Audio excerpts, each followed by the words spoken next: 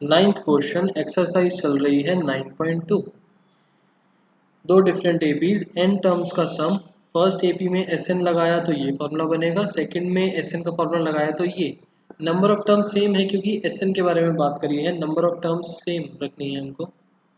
Formula ठीक है, clear सबको यहाँ तक?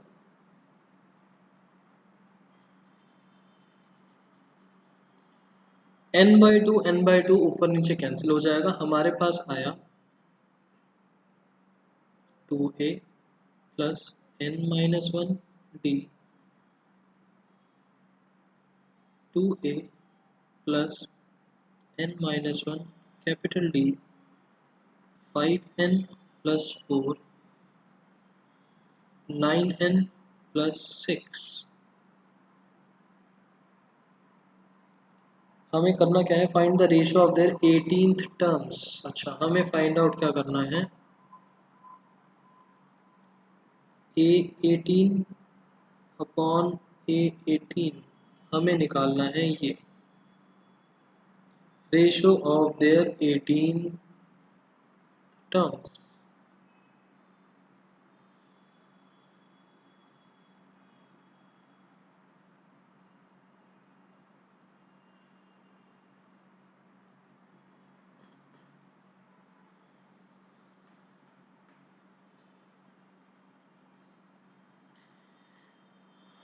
ठीक है,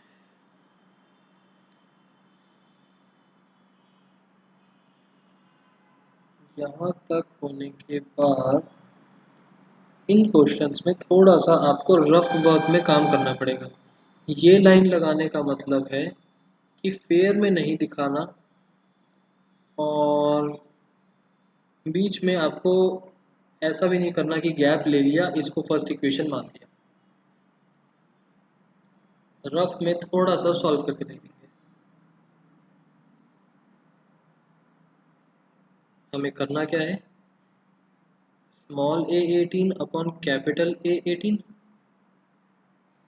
स्मॉल a18 नहीं, n इज इक्वल्स टू 18 नहीं, हाँ n इज इक्वल्स टू 18 हमको मतलब एक तरीके से दिखाना है, बट हम वैल्यू पुट नहीं करेंगे। ऐसे a18 का क्या मतलब हुआ, a plus 17d upon a plus 17d। मुझे इन दोनों को कंपेयर अगर करना है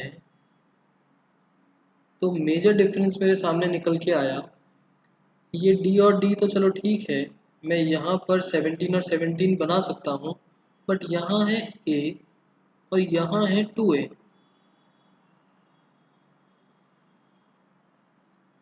मुझे एक ऐसी वैल्यू चाहिए कि यहाँ पर भी मतलब ये दोनों सेम बन जाए, तो सेम बनाने के चक्कर में यहाँ पर जो इफेक्ट आएगा that will be the ratio. यहाँ पर क्या करा जाए कि सेम बन जाए,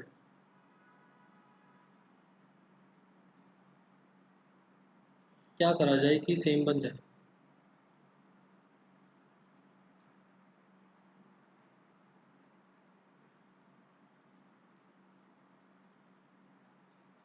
2 से multiply, multiply by 2 numerator denominator, this will be 2a plus 34d upon 2a plus 34d। अब अगर मैं इन दोनों को कंपेयर करता हूं तो n की वैल्यू क्या ली जाए, बताओ। 2a और 2 यहाँ पर कैपिटल A है, 2a तो सेम बन गया, अब मैं n की वैल्यू क्या लूँ कि ये सेम बन जाए, मुझे निकालना तो यही था। तो अगर मैं एक ऐसी वैल्यू सिलेक्ट कर लूँ n की कि ये सेम बन जाए, तो यहाँ पर पुट करके मुझे रेशो मिल सकती है। आप सबने आंसर दिया 35।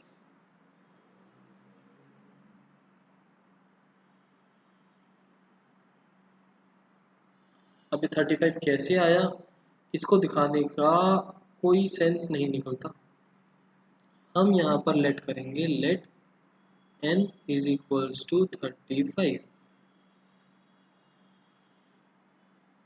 Let n is equals to 35 और हम अगर लेट कर रहे हैं तो लेफ्ट साइड पर भी पुट करेंगे, राइट साइड पर भी पुट करेंगे, which implies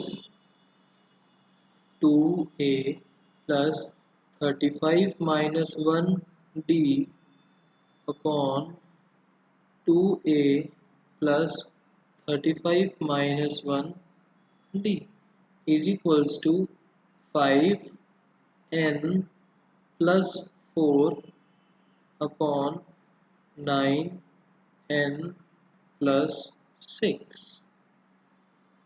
लेफ्ट साइड पर क्या बन जाएगा? It will be 2a plus 34d 2a plus 34d capital A is equals to, यहाँ पर बताओ कितना आंसर बना? लेफ्ट साइड का तो मैं सॉल्व कर रहा हूँ, यहाँ से ऊपर और नीचे दोनों में से 2 कॉमन निकाल लिया, 2a plus 17d 2a plus 7 capital A plus 17 capital D और इसको हम क्या बोल सकते हैं? इसको हम क्या बोल सकते हैं? 2 से 2 कैंसिल, ऊपर बना A18 नीचे बना कैपिटल A18 बराबर यहाँ पर कुछ वैल्यू आएगी। आंसर आप लोगों ने बोला 179 अपॉन 321, 179 अपॉन 321। ठीक है, and this will be the answer.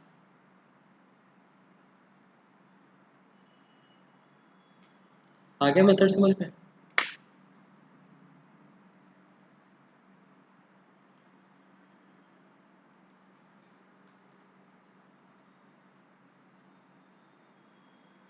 ठीक है,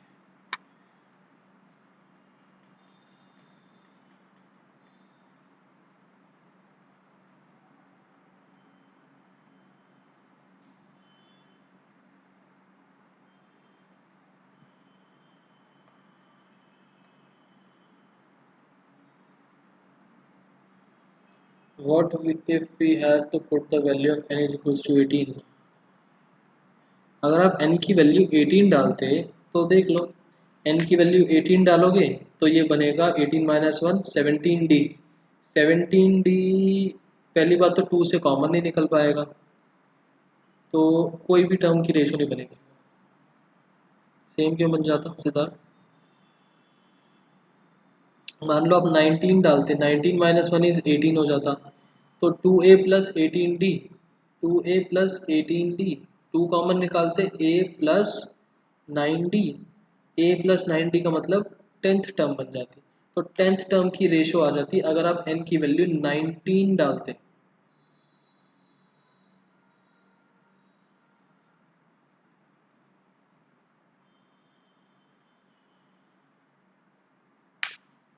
सिद्धार्थ ऐसे कैसे 2a को a ले सकते? वो तो सम का फॉर्मूला था, क्वेश्चन में गिवन था सम का फॉर्मूला, तो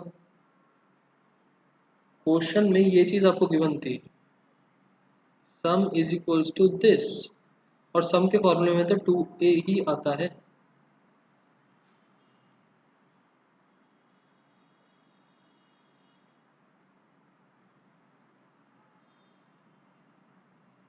हमें गिवन सम था और रेशो निकालनी थी सिंगल ए की, मतलब टर्म्स की।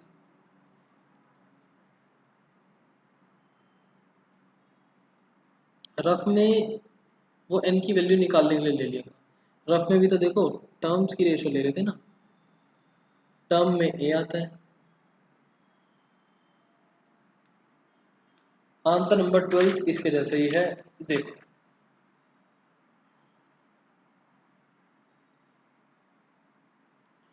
Answer number 12, ratio of sum of m terms and n terms of an AP, AP एक ही है, सेम एपी के अंदर अलग अलग टर्म्स के बारे में बात करी हुई है, S M upon S N.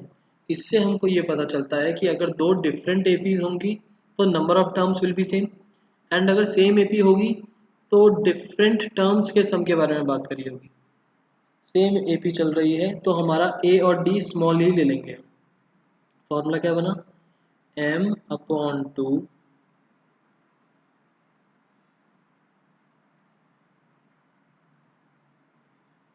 2a plus m-1d upon n/2 2a plus n-1d is equals to m का स्क्वायर अपॉन n का स्क्वायर। शो करना है दैट हमें शो करना है that ratio of mth and nth terms am upon an is equals to 2m minus 1 upon 2n minus 1। पहली बात तो ये है कि शो करना है, दैट मीन्स आंसर किसी ना किसी तरीके से तो आएगा। कैसे आएगा वो देखते हैं, ठीक है। यहीं से लेके चलते हैं आंसर को। 2 से 2 कैंसिल, बचा m 2a plus m-1d n 2a plus n-1d is equals to m square upon n square. इस m और n को क्रॉस मल्टीप्लाई करके दूसरी साइड भेजेंगे तो m कैंसिल होगा स्क्वायर से, n कैंसिल होगा स्क्वायर से। हमारे पास क्या रिजल्ट बचा, 2a plus m-1d 2a plus n-1d is equals to m upon n। बताओ क्लियर यहाँ तक। 1/2 कैंसिल कर दिया और जो m और n बचे थे वो क्रॉस मल्टीप्लाई में भेज के कैंसिल कर दिए। ठीक है, अब वही रफ वर्क वाली बात आ जाती है।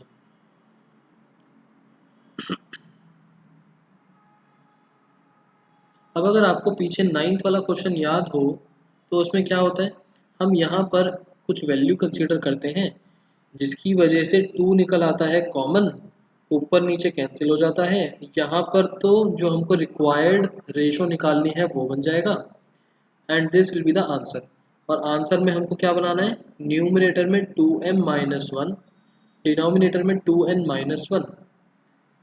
तो हम m और n को क्या लेट करने वाले हैं, शायद आपको थोड़ा बहुत आइडिया लग रहा हो।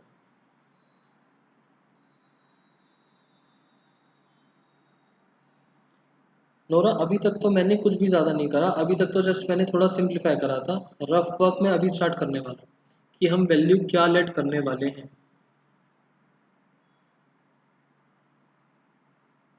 हमें रेशो निकालनी क्या है, A M upon A N. A M का मतलब ए प्लस m-1d ए प्लस n-1d। इसको कंपैरिजन करेंगे तो यहाँ a है, यहाँ 2a है, डिफरेंस है। तो हम क्या करेंगे, यहाँ पर हमने मल्टीप्लाई कर दिया 2 और 2 से। हर बार सेम टेक्निक चलेगी, क्रॉस मल्टीप्लाई। हर्ष वो जो क्रॉस मल्टीप्लाई वाला आप कंसेप्ट कर कह रहे हो वो भी कर सकते हो, थोड़ा लेंदी हो जाएगा, कर सकते हो। आई गेस आपने 10th क्लास में देखा होगा शायद ये वाला क्वेश्चन कहीं पर बुक में, एंड क्रॉस मल्टीप्लाई करके करा होगा। हाँ, कुछ क्वेश्चन हैं आपने 10th में देखे होंगे, ये क्रॉस मल्टीप्लाई करके कर सकते हो, बट मैं क्लास में डिस्कस नहीं कर रहा। जिसको क्रॉस मल्टीप्लाई करके करना है करना, वैसे भी चल जाएगा ना। 9th क्वेश्चन भी कर सकते हो, ये वाला भी कर सकते हो। 2 से मल्टीप्लाई डिवाइड करा हमने तो क्या बन गया, 2a प्लस 2m-2d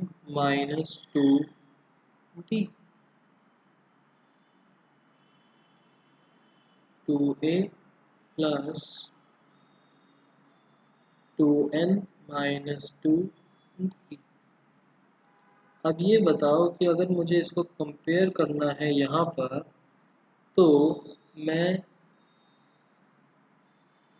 m की क्या वैल्यू लेट करूँ, n की क्या वैल्यू लेट करूँ?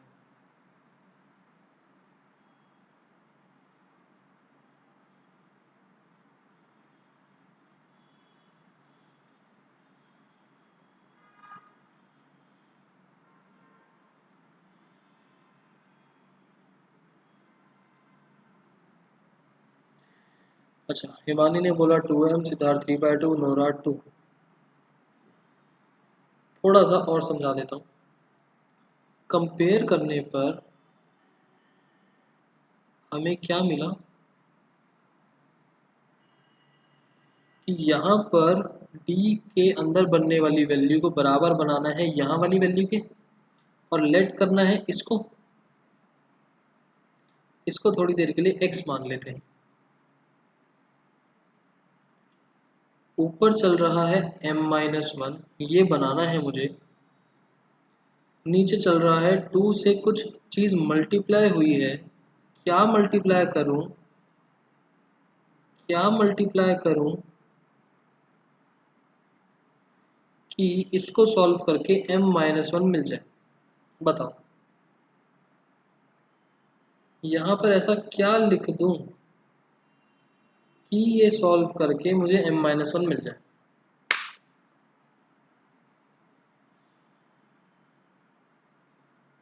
और सेम तरीके से मुझे n-1 बनाना है, तो यहाँ डिनोमिनेटर में 2 ऐसा क्या लिख दूं n की जगह कि सॉल्व करने पर मुझे n-1 मिल जाए?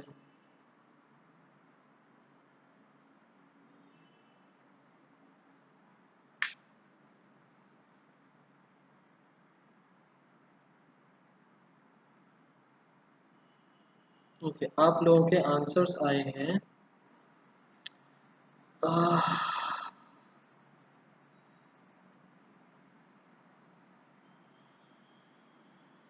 m-1 into D. संज्ञा डी में पुट नहीं करना, m और n की जगह, क्योंकि हमारे प्रेजेंट क्वेश्चन में रफ पार्ट से ऊपर अगर आपने देखा हो, राइट हैंड साइड पर m अपॉन n चल रहा है, तो हमें m और n की जगह वैल्यूज पुट करनी है। गौरी m+1 n+1, अगर मैं m+1 डाल देता हूँ तो 2 इंटू m+1 मतलब बनेगा 2m+2। आगे है -2, 2 से 2 कैंसिल, सिर्फ बच गया 2m।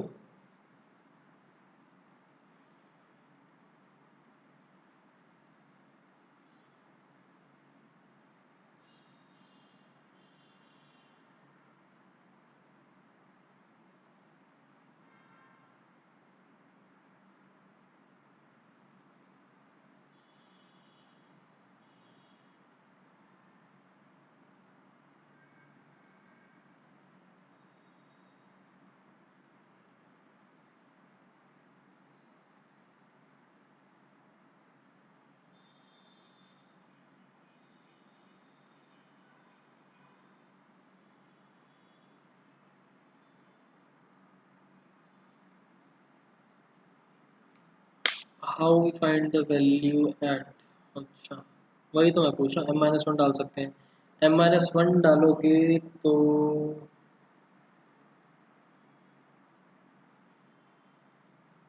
तो भी आंसर नहीं मिलेगा।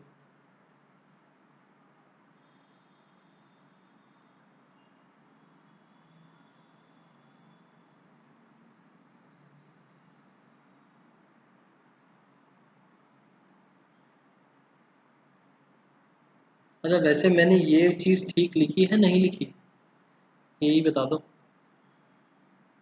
नो,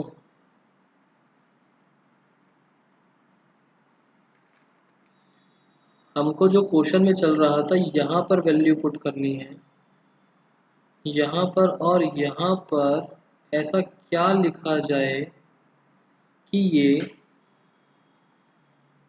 2m-2 बन जाए और ये 2n-2 बन जाए।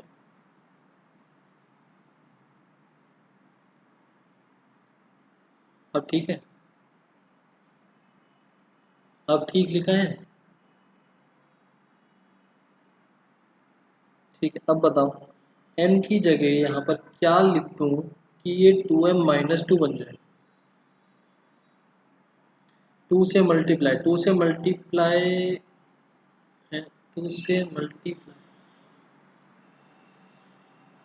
नहीं,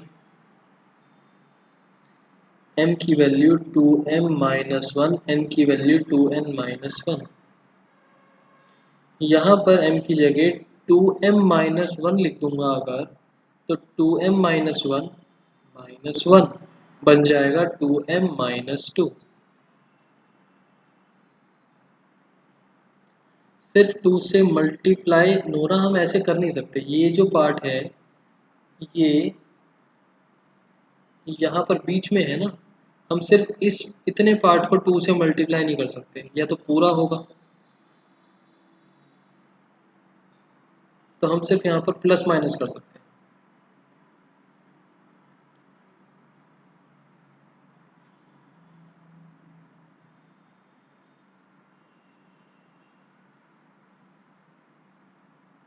ये वाली चीज़ आपको पीछे वाले क्वेश्चन में भी लिख के बता देता हूँ कहाँ पर कैसे लिखा है। तो 2a प्लस ये वैल्यूज पुट करने के बाद m की जगह लिखा 2m-1 d,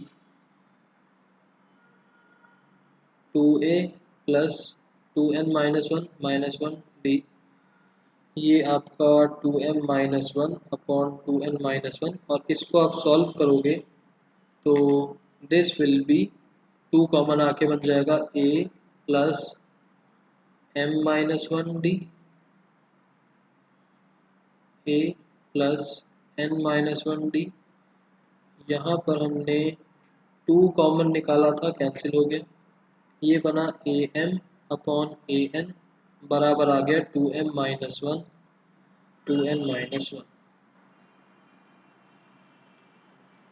ओके, पीछे वाले क्वेश्चन में भी आपको नंबर्स की वजह से थोड़ा जल्दी रिलेट हो गया था बस,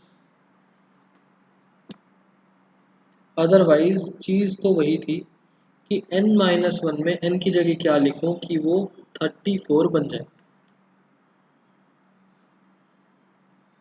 कंपेयरिंग करने पर n-1 की जगह 34 बनाना है तो n को क्या लिखा जाए। पीछे वाले क्वेश्चन में भी सेम चीज़ थी, कंपेयरिंग करके।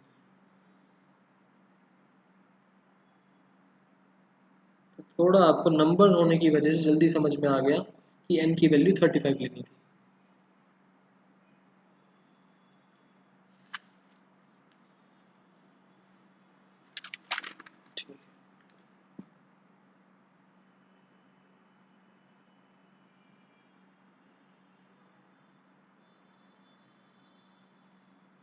Next question number 16।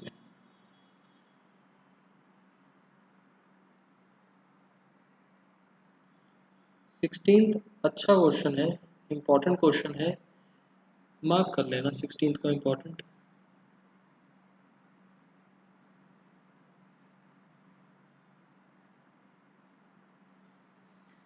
स्टेटमेंट ध्यान से पढ़ो, 16 में क्या है।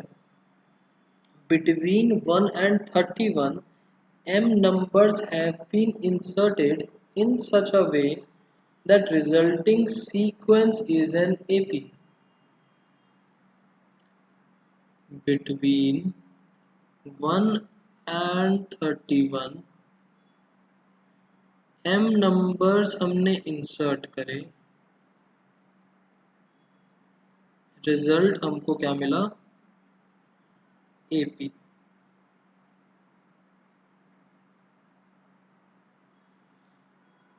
And ratio of 7th and m-1th numbers is, okay ये थी फर्स्ट स्टेटमेंट। दूसरी statement, ratio of 7th and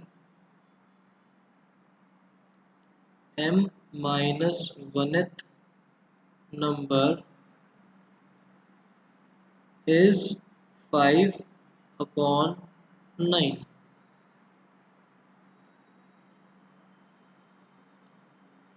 तो हमको फाइंड करना है m।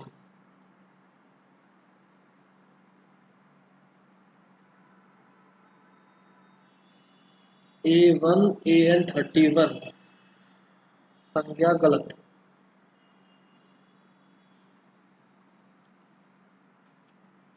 पहली बात तो ये कि आपको क्वेश्चन में m के रेफरेंस में दे रखा है, तो हम एक नया वेरिएबल n बीच में नहीं लाएंगे।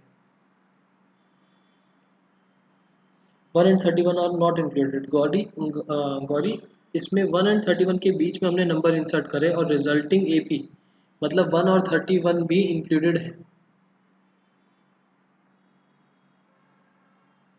मतलब क्या है कि 1 उसके बाद कुछ नंबर्स आए हैं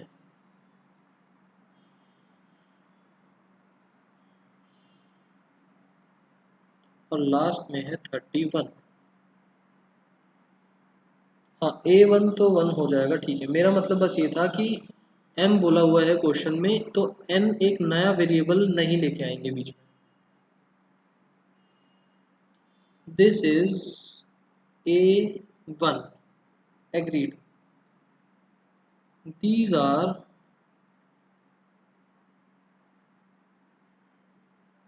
नंबर्स जो हमने इंसर्ट करे। 31 कौन सी टर्म होगी ये बताओ।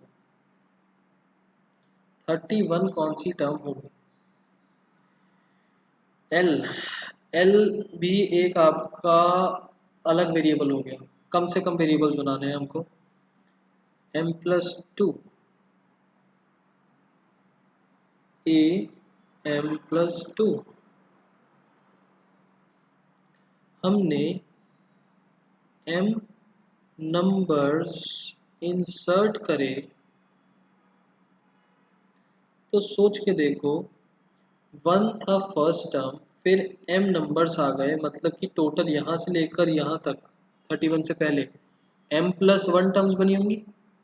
And 31 m plus second term, m+2th term,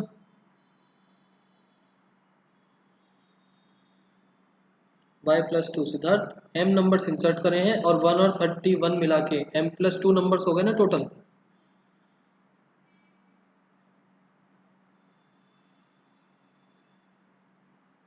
ठीक है सिद्धार्थ, ठीक है।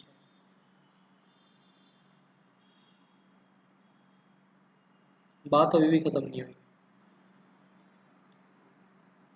31 m+2 है, a मिल गया 1, क्लियर, बॉक्स में डाल देते हैं, एक वैल्यू तो मिल गई। am+2 मतलब a प्लस m+2 -1 d, ये है 31। यहाँ पर मुझे a की वैल्यू पता है प्लस m की वैल्यू नहीं पता, तो m+1 बनेगा सॉल्व होके। d की वैल्यू नहीं पता, इज इक्वल्स टू 31। बताओ जरा, यहाँ पर भी वेरिएबल बच गया, 1 उधर जाके 30 बनेगा और d की वैल्यू आ जाएगी 30/m+1। मैंने रिलेशन निकाल लिया m और d का।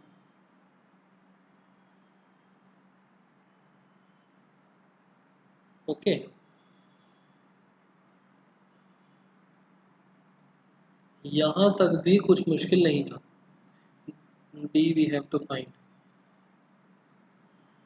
संगे वैसे तो हमको m निकालना है क्वेश्चन में, d के बारे में कोई प्रॉब्लम नहीं है। d निकले ना निकले हमको प्रॉब्लम नहीं है, हमें m निकालना है।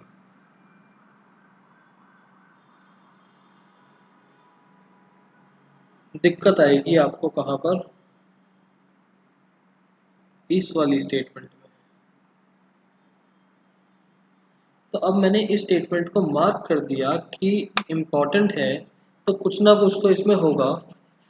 आप मुझे ये बताओ, 5/9 इज इक्वल्स टू बनेगा क्या। मतलब कि ratio of seventh and m-1th number है, तो मैं क्या लिखूँ इसको।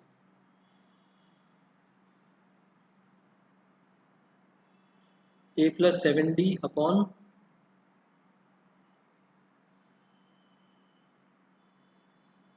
Denominator a plus M minus one D. अच्छा, संज्ञा ने बोला a plus seven D upon a plus M minus one D, ये बोला संज्ञा ने। या तो आप इस बात से एग्री करोगे या फिर आप इस बात से एग्री नहीं करोगे। एग्री कर रहे हो तो बता दो एग्री कर रहे हो, अदरवाइज आपको क्या लगता है वो बताओ। हिमानी ने बोला a plus six D, Nora ने बोला a plus six D, Gauri six D, Harshi six D, Siddharth not agree. Not agree हो तो बताओ तो सही। Gauri disagree, Nora disagree, Himani a plus M minus two D. अच्छा, डिनोमिनेटर का हो गया। Smriti a plus six D, Sangini A, A का मतलब Siddharth A seven upon A M minus one. Okay, Himani disagree, Nora A plus six D upon M minus one, गलती से। कौन बच गया? बच्चे तो बहुत सारे हैं। सान्या आप भी आंसर दे दो।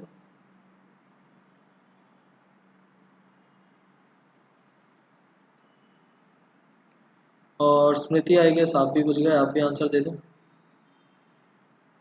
स्मृति ने दे दिया, ठीक। Sanya agree, okay. Gauri D की वैल्यू एम के टर्म्स में, वो तो नीचे निकाल दिया, ठीक। अब एक चीज बताओ, आप सबने जो बोला डिसएग्री वाली स्टेटमेंट, मैंने कुछ तो सोच के यहाँ पर इसको इम्पोर्टेंट मार्क करा होगा। अगर इतना इजीली ये सेवेंथ टर्म और m माइनस वनथ टर्म होती तो इसको मार्क करने का कोई रेलेवेंस ही नहीं निकलता। मैंने आपको हिंट के तौर पर बता दिया कि इम्पोर्टेंट है, फिर भी आप लोग नॉर्मल आंसर्स दे रहे हो। रीज़न है नंबर।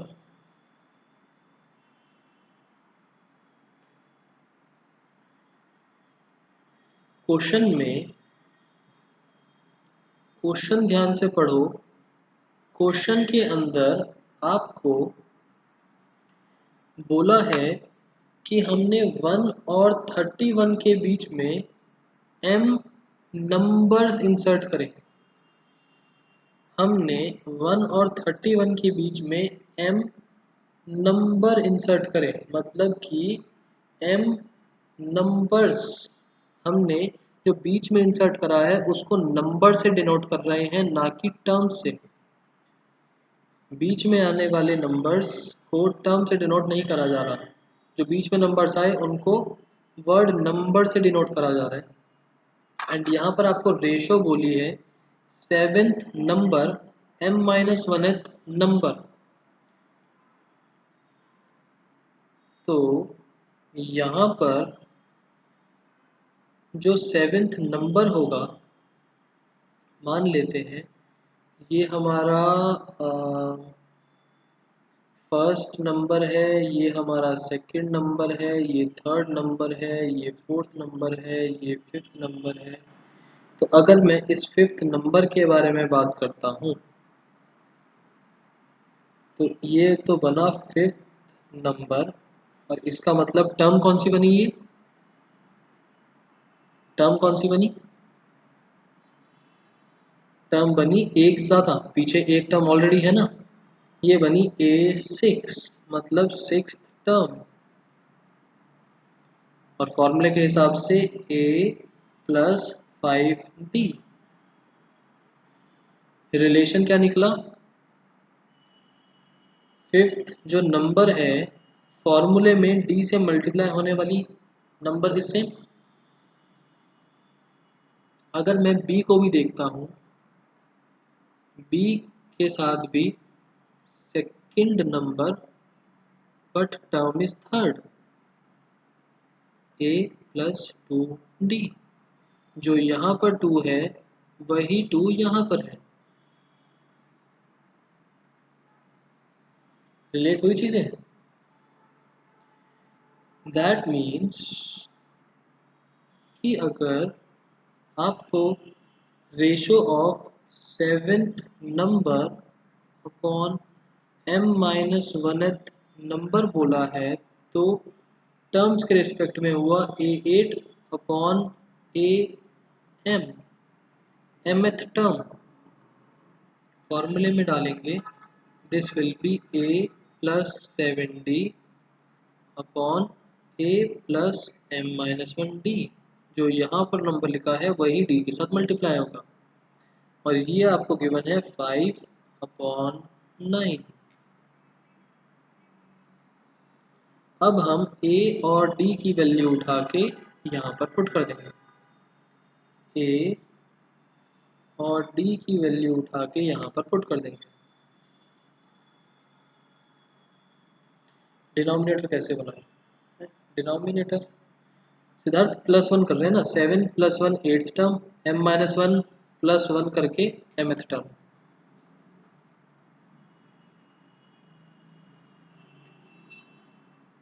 A और D की वैल्यू पुट कर देंगे, इसके बाद कुछ नहीं है क्वेश्चन में, ट्रिकी पार्ट बस यही था। This will be the tricky part. अगर आपसे बोला जाता ratio of 7th term and M-1th term, तो हम A7 और AM-1 ही लेते, बट यहाँ 7th एंड M-1th नंबर बोला है। A और D की वैल्यू डालेंगे तो देखो कितना इजी क्वेश्चन है। पहले क्रॉस मल्टीप्लाई कर देते हैं, फिर वैल्यू डाल देंगे। तो क्रॉस मल्टीप्लाई 9 इधर मल्टीप्लाई होगा, 9 मल्टीप्लाई बाय A की value 1 plus 7 multiply by D की value 30 upon M plus 1 is equals to, ये पूरी टर्म उधर 5 multiply by A plus M-1 और D की वैल्यू है 30 अपॉन M प्लस 1। अब हम एलसीएम लेंगे, सॉल्व करेंगे। एलसीएम लेंगे अगर तो M+1 यहाँ पर मल्टीप्लाई होगा, M+1 यहाँ पर मल्टीप्लाई होगा, और डिनोमिनेटर में होल कॉमन में आ जाएगा। ये बन गया होल कॉमन में M+1, 9 बाहर चल रहा है और अंदर बनेगा M+1 plus 7 into 30 210 is equals to 5 into, नीचे आ गया M+1, यहाँ पर M+1 as it is plus 30 into M-1, 30M-30, M+1 gets cancelled. 9 से ब्रैकेट ओपन करा, 5 से मल्टीप्लाई करके, या पहले इसको थोड़ा सा सॉल्व कर लेते हैं। 9 into M plus 211 is equals to M plus 30M, 5 multiply होगा 31M से, 1 माइनस 30 माइनस 29। इसको सॉल्व करके हम निकाल देंगे M की वैल्यू। बताना ज़रा कितना बनेगा। 9M plus 9918 is equals to 155M minus 145। तो M की वैल्यू कितनी बन गई, M इज इक्वल्स टू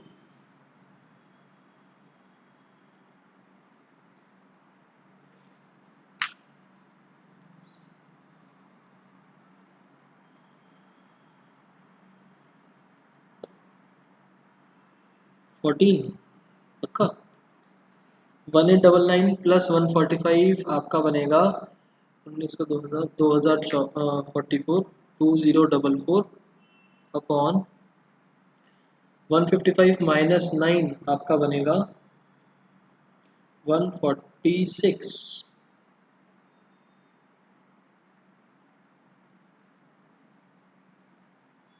और इसको सॉल्व करके आप लोग, अच्छा 14 ही बोल रहे हो, चलो 14 ही होगा।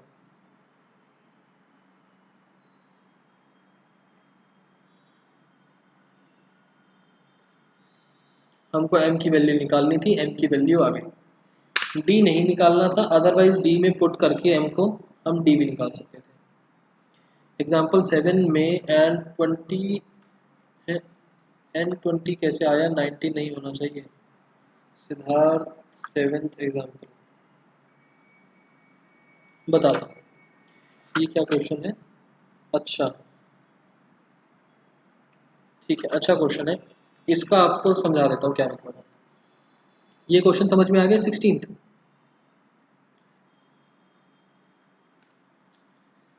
आप लोग इधर उधर की बातों में ज़्यादा इंटरेस्टेड रहते हो। होमवर्क के अंदर एक्सरसाइज 9.2 जितने क्वेश्चंस बचे हैं आपके, मेरी तरफ से एपी इज कंप्लीट। नेक्स्ट हम स्टार्ट करेंगे जीपी। जीपी को मिस मत करना, बिल्कुल नया कंसेप्ट है आपके लिए।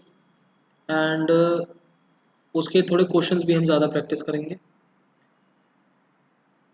और टेस्ट में यही चैप्टर नंबर 9 एपी पूरा आएगा। और जीपी के सारे क्वेश्चंस तो नहीं, बट थोड़े बहुत क्वेश्चन हो सकते हैं, थोड़े इजी वाले, बेसिक कंसेप्ट्स वाले जीपी। और उसके नेक्स्ट संडे का बता रहा हूँ, सीक्वेंस सीरीज ऑलमोस्ट कंप्लीट हो जाएगा हमारा।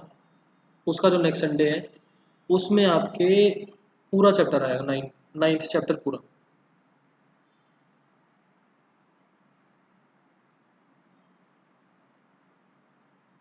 ठीक, अब आप लोगों के डाउट्स की बारी। इसने क्या क्या पूछा।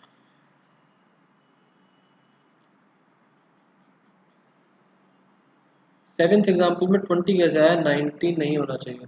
ठीक है सिद्धार्थ, एक चीज़ मेरे को बताओ,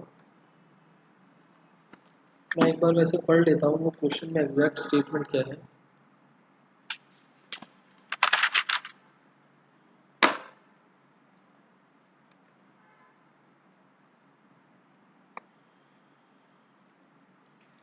क्वेश्चन में आपसे बोला कि एक पर्सन है, इनकम रिसीव हो रही है in the first year and receives an increase per year for next 19 years, find the total amount received in 20 years. अरे इसमें तो सीधा सीधा 20 ईयर्स ही पूछा है, क्या डाउट। खैर अब आपने ये क्वेश्चन पूछा ही है तो एक चीज़ सुनो,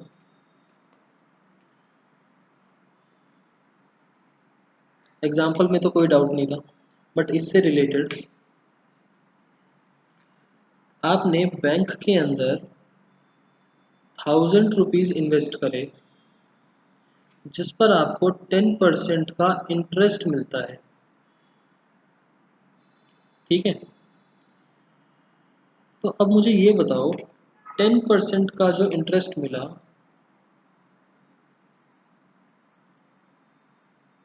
वो कब मिलेगा, पूरा ईयर ख़त्म होने के बाद। पूरा ईयर ख़त्म होने के बाद आपको इंटरेस्ट मिल जाएगा। तो एट एंड ऑफ ईयर 1 हमको कितने रुपीज़ मिले इंटरेस्ट के, प्रिंसिपल को छोड़ दो, इंटरेस्ट के 100 रुपीज़। सिंपल इंटरेस्ट चल रहा है यहाँ पर, कंपाउंड इंटरेस्ट नहीं है। At the end of year 2 हमको एक और 100 रुपीज़ मिल गए। At the end of year 3 हमको एक और बारी 100 रुपीज़ मिल गए, एंड दिस गोज ऑन। अब अगर मैं आपसे क्वेश्चन पूछूं, हमें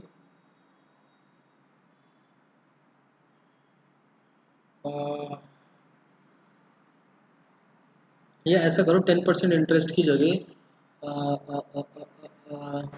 मान लेते हैं हमें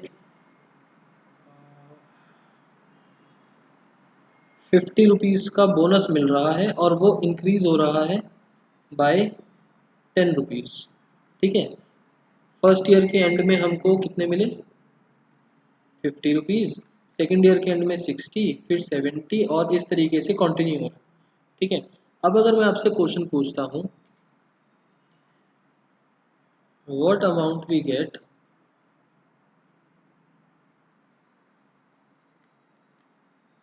पहला,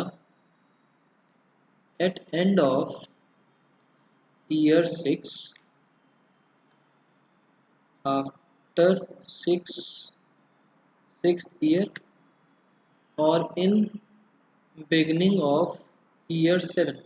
तो आपका क्या क्या आंसर हो जाएगा? Obviously at the end of year 4, 5 और 6 और 7। लो, इनके आंसर्स भी मैं लिख देता हूँ। 80, 90, 100, 110।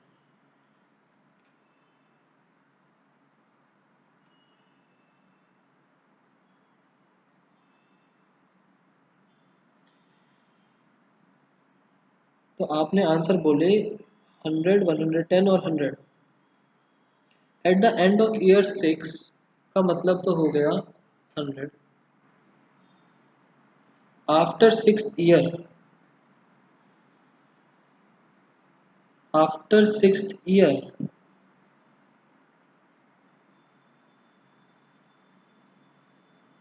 100।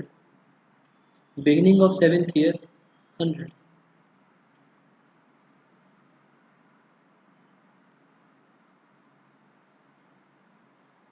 ये तो एंड का केस चल रहा है ना, सोच के देखो।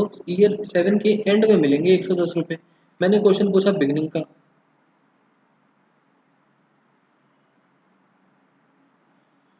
अब अगर मैं इस सीरीज को एंड वाली की जगह बिगनिंग में कन्वर्ट करूं, तो ईयर 1 के बिगनिंग में तो मुझे कुछ भी नहीं मिलेगा।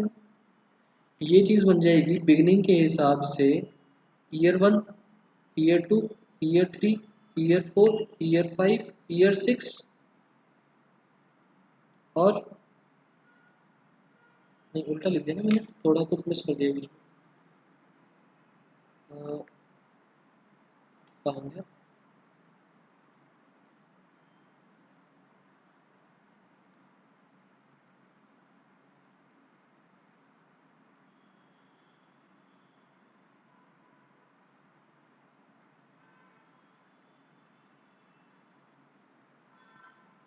बिगनिंग के हिसाब से y2 विल बी y1। हाँ, बिगनिंग के हिसाब से y ये बन जाएगा बिगनिंग ऑफ y2 3, 4, 5, 6 और 7। बिगनिंग ऑफ ईयर 1 में तो मुझे कुछ मिला ही नहीं। बिगनिंग ऑफ ईयर 1 के अंदर तो मुझे कुछ भी नहीं मिला ना, वो तो मैंने इन्वेस्ट करा हुआ है। तो इट डिपेंड्स कि आपसे पूछा क्या है। अब मान लो क्वेश्चन के अंदर आपको सारी इंफॉर्मेशन दे रखी है एंड के हिसाब से, और क्वेश्चन आपसे पूछ लिया बिगिनिंग के हिसाब से, तो जो एक्चुअल में एंड के हिसाब से आपका 7th बनना चाहिए था, वहाँ पर आप आंसर में 6 के हिसाब से निकालो। आप आंसर में y6 के हिसाब से निकाल के आओगे, ये वाली में, और ये वाली वैल्यू y6।